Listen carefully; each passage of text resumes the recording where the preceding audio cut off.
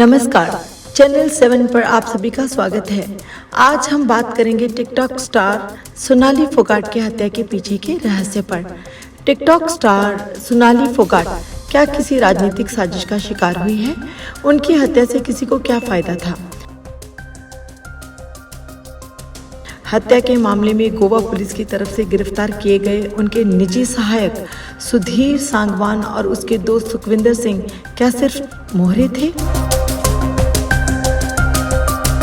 जो हत्या के लिए इस्तेमाल किए गए? क्या सोनाली फोगाट को किसी साजिश के तहत गोवा ले जाया गया था? सुधीर सांगवान ने उन्हें जबरन ड्रिंक क्यों पिलाया? तबीयत खराब होने पर उसे अस्पताल क्यों नहीं ले जाया गया? सांगवान ने सोनाली की मौत की सूचना देने के बाद परिवार के लोगों के फोन क्यों नहीं उठाए?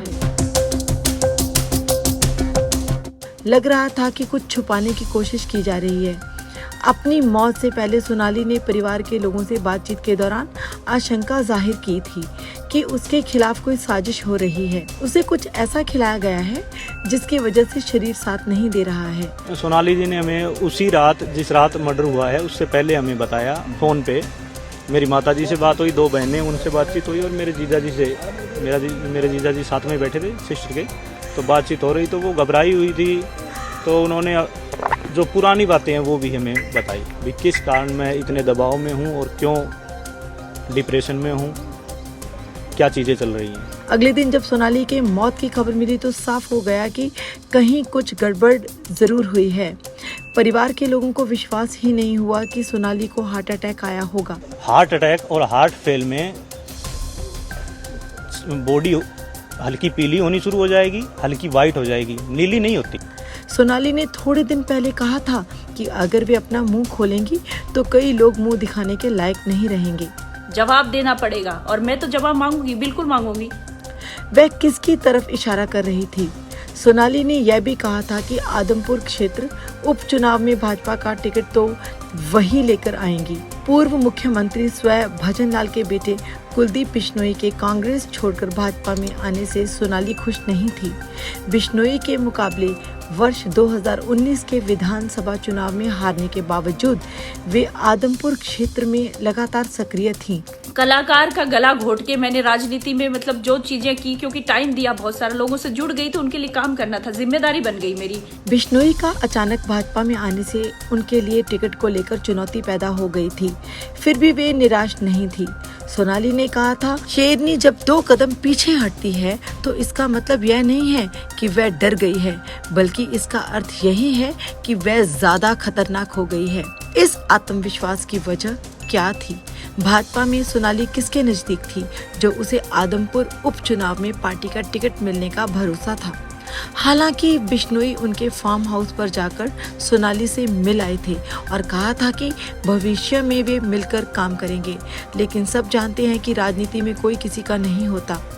सब कुछ परिस्थितियों पर निर्भर करता है। भविष्य में क्या होगा कौन बता सकता है? अभी तो उपचुनाव के लिए तारीख का ऐलान भी नहीं हुआ था। स्पेशल मीडिया में सोनाली की मौत को लेकर बड़े सवाल खड़े किए गए। शायद इसी का नतीजा रहा कि गृह मंत्री अनिल विज को कहना पड़ा कि इस मामले की जांच सीबीआई से होनी चाहिए। पूर्व विधायक कुलदीप बिश्नोई भी इसके समर्थन में बोले कि अगर परिवार के लोग चाहते हैं तो बिना देर किए सीबीआई से जांच होनी चाहिए।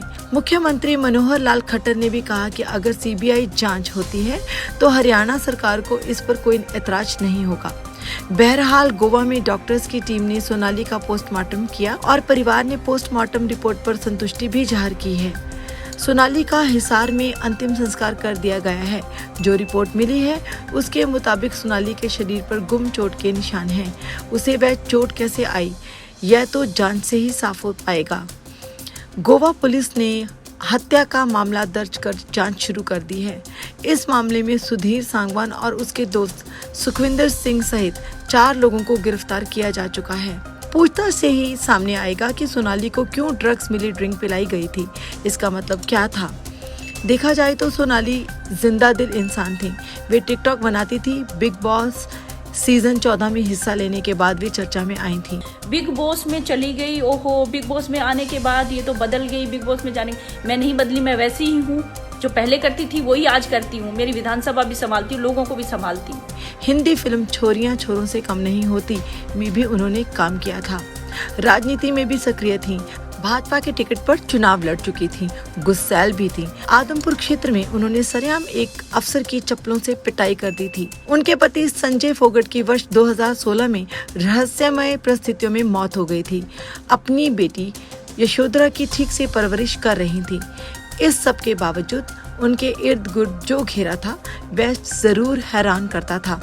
एक तरफ सुधीर सांगवान को वे अपना निजी सहायक बताती थीं, जबकि परिवार के लोगों ने सुधीर पर 3 साल पहले सोनाली से दुष्कर्म करने का आरोप लगाया गया था।